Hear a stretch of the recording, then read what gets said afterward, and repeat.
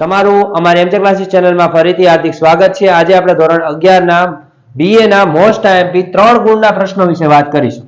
આગળના વિડીયોમાં મેં તમને 2 ગુણના પ્રશ્નો આપેલા છે, એ પણ મોસ્ટ આઈએમપી હતા। હવે 3 ગુણના કયા પ્રશ્નો આવશે એના વિશે આપણે વાત કરીએ। ઓકે, ચલો આપણે શરૂઆત કરીએ। 3 ગુણના પ્રશ્નો કેવા હશે?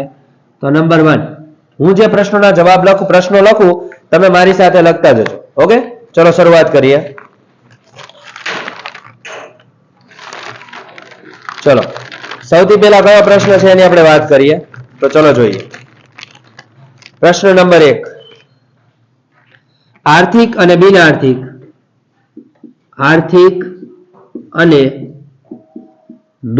આર્થિક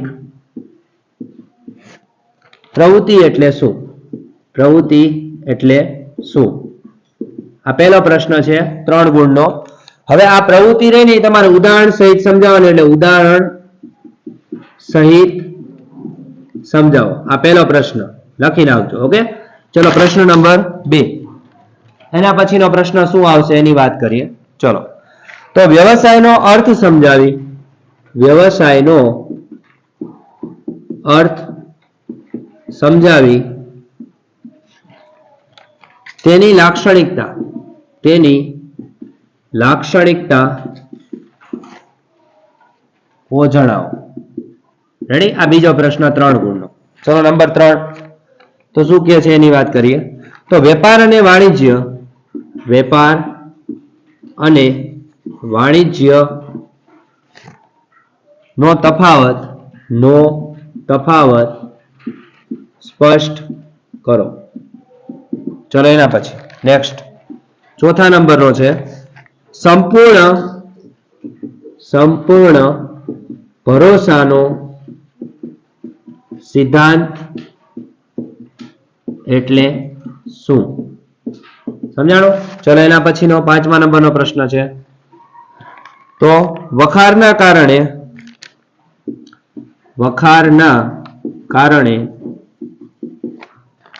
સમય,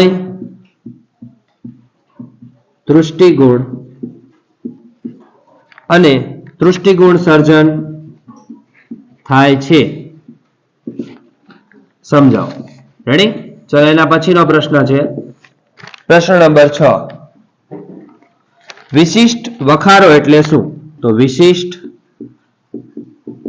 વખારો એટલે શું?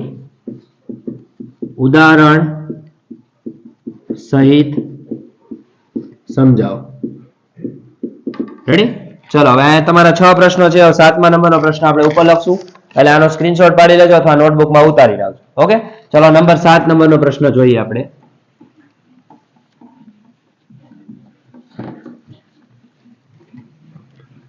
ચલો નંબર 7માં શું કહે છે એની વાત કરીએ। ચલો, વીમો જોખમો દૂર કરતો નથી। વીમો જોખમો દૂર કરતો નથી, પરંતુ જોખમથી પેદા થતા આર્થિક નુકસાનનું વળતર આપે છે। વિધાન સમજાવો। જો આ વિધાન એ 3 ગુણમાં પૂછાય છે એટલે સરખી રીતે જોઈ લેજો, ન હોય તો તમારી નવનીત કે ચોપડીનો ઉપયોગ તમે કરી શકો છો। ચલો આગળ 8મા નંબરનો પ્રશ્ન, ટૂંક નોંધો લખો। જો આ બધી જ ટૂંક નોંધો બાકી કરવાની છે, જોઈ લેજો। ચલો નંબર 1 છે જેની અંદર લખવાનું છે પહેલો પ્રશ્ન આવો પૂછાઈ શકે, કોલ મની વિશે। પછી નંબર 2 જેની અંદર આપ્યું છે કોર બેન્કિંગ। પછી 3જા નંબરનો છે પ્રશ્ન RTGS, real time gross settlement, આ એનું ફૂલ ફોર્મ છે। પછી આવશે નેફ્ટ, નેશનલ ઇલેક્ટ્રોનિક ફંડ ટ્રાન્સફર। એના પછી 5મા નંબરનો પ્રશ્ન છે, મતલબ ટૂંક નોંધમાં આવશે ઈમેલ બેન્કિંગ। સમજાણું? ચલો એના પછીનો પ્રશ્ન છે પ્રશ્ન નંબર 9। ચલો એની વાત કરીએ। શું કહે છે? તો ખાતેદાર જે તે બેંકની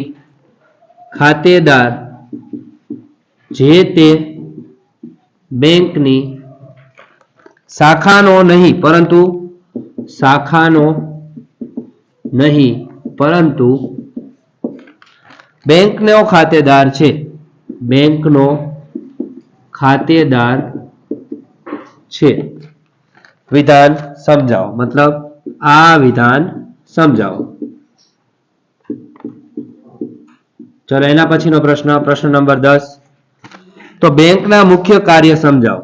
બેંકના મુખ્ય કાર્યો સમજાવો. ચલો એના પછીનો પ્રશ્ન છે પ્રશ્ન નંબર 11. શું કે છે? તો માહિતી સંચારની પ્રક્રિયાના સોપાનો સમજાવો. માહિતી સંચારની પ્રક્રિયાના સોપાનો સમજાવો. ચલો એના પછીનો પ્રશ્ન છે પ્રશ્ન નંબર 12. તો ઇન્ટરનેટના મુખ્ય 3 પ્રકારના કાર્યો સમજાવો. ઇન્ટરનેટના મુખ્ય 3 પ્રકારના કાર્યો સમજાવો. રેડી? ચલો આટલા પ્રશ્નો છે. 12 લખી નાખજો. હવે એના પછીના આગળના પ્રશ્નો વિશે વાત કરી. ઓકે, ચલો.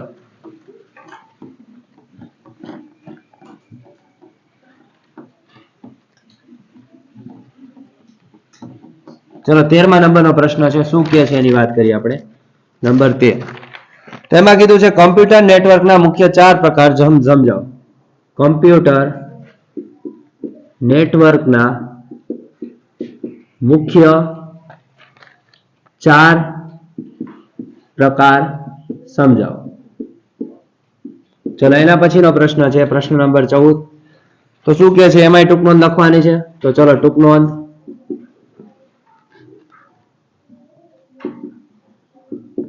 ટૂંક નોંધ લખો. ચલો નંબર 1.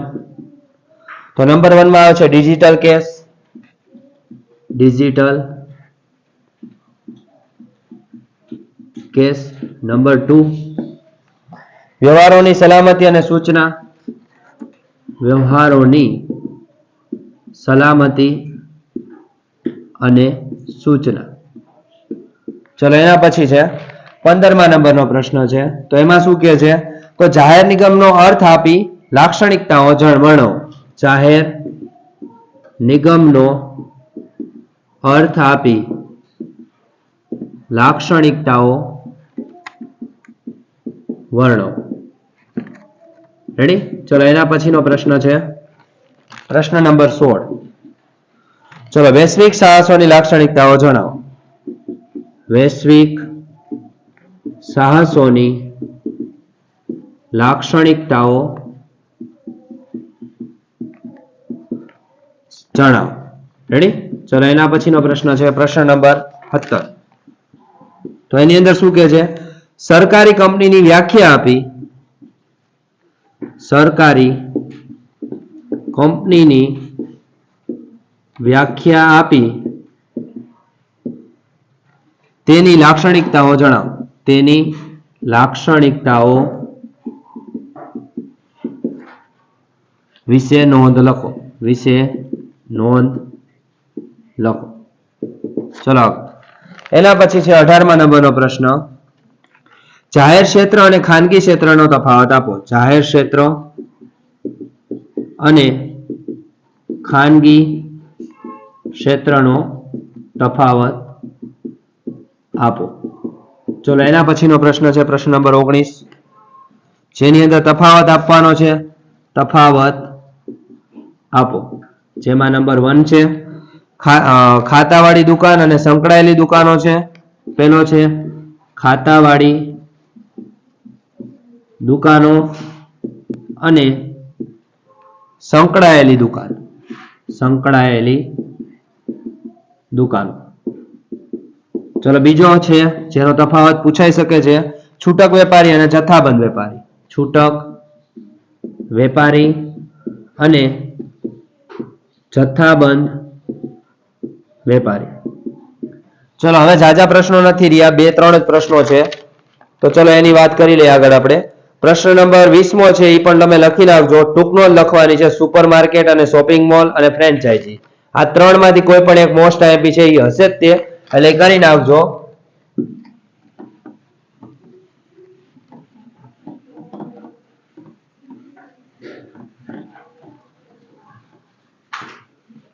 ચલો આગળ જો 20મા નંબરનો પ્રશ્ન મેં તમને કીધો છે, યાદ રાખજો. શું છે? ટૂંક નોંધ લખવાની છે. નંબર 20 ટૂંક નોંધ લખો, જેની અંદર છે સુપરમાર્કેટ, સુપરમાર્કેટ, પછી આવશે શોપિંગ મોલ, શોપિંગ મોલ, અને લાસ્ટમાં આવશે ફ્રેન્ચાઇઝ. રેડી? જેને આપણે ફ્રેન્ચાઇઝી કહીએ આપણી ભાષામાં. ચલો એના પછીનો પ્રશ્ન છે પ્રશ્ન નંબર 21. ચલો 21મા નંબરનો પ્રશ્ન શું છે? તો નીતિમત્તા અને કાયદા વચ્ચેનો તફાવત આપો. નીતિમત્તા અને કાયદા વચ્ચેનો તફાવત આપો. ચલો એના પછીનો પ્રશ્ન છે પ્રશ્ન નંબર 22. જે મોટો છે હું બોલું છું, સાંભળી લેજો. ધંધાકીય એકમ સામાજિક જવાબદારીઓ નિભાવી પ્રતિષ્ઠામાં વધારો કરી શકે છે, કેવી રીતે? ફરીથી એકવાર, ધંધાકીય એકમ સામાજિક જવાબદારીઓ નિભાવી પ્રતિષ્ઠામાં વધારો કરી શકે છે. એના પછીનો પ્રશ્ન મોટો છે, જે બોલી જાઉં છું. ધંધાકીય એકમ પર્યાવરણ સંદર્ભે કયા કયા ક્ષેત્રે ફરજ બજાવવી જોઈએ તે મુદ્દાસર સમજાવો. ફરીથી એકવાર, ધંધાકીય એકમ પર્યાવરણ સંદર્ભે કયા કયા ક્ષેત્રે ફરજ બજાવવી જોઈએ તે મુદ્દાસર સમજાવો.